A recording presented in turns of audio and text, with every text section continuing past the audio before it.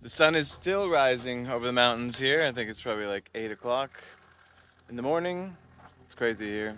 The sun rises so late and it sets so late, hence a lot of the Spanish kind of lifestyle, staying up late and working early in the morning.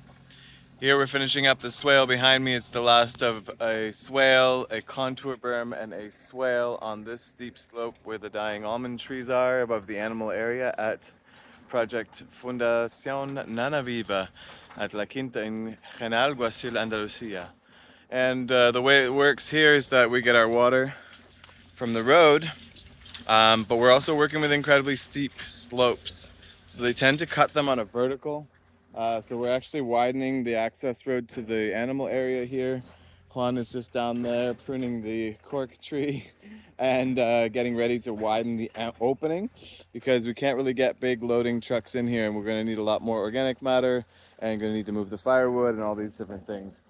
So the way our swale ends here is it starts to get really obscenely steep.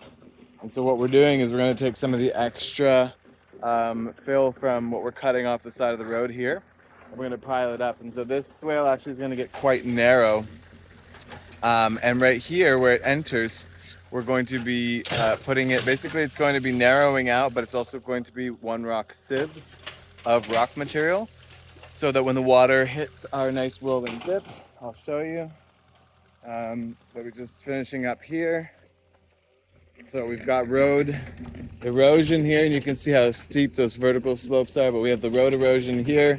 We've got our rolling dip here, which is basically like a nice smooth speed bump that's going to catch our water, cast it off to the side, and bring it in here. But this is one of our steepest, narrowest paths, so we actually have a tiny slope, like 1% slope for about 4 meters that way. And it's also narrowing. So the slope I'm not even sure about yet. I'm gonna test it with some water and see. I don't like slopes. I'm not a slopey guy. But what I want to do is narrow it down and put little rock walls, check dams, or one rock sieves, as you would call them. One rock dams. However, for permitting, don't call it a dam. It's a one rock sieve. It holds nothing, right? Lets it all through. It just slows it down. So the goal is to slow it down and then let it pass from here through our entire swale system.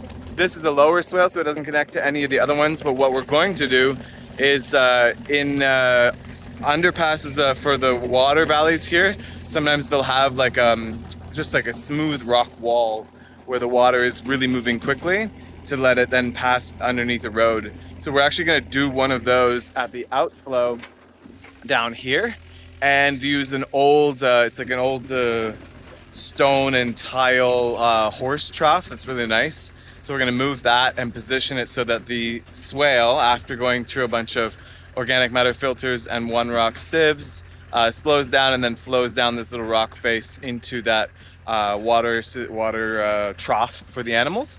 And then from there it will have an overflow pipe that we can actually use to bring to the figs or bring to the horses or bring wherever they need to be on site. So it's a bit of a unique kind of swale opportunity.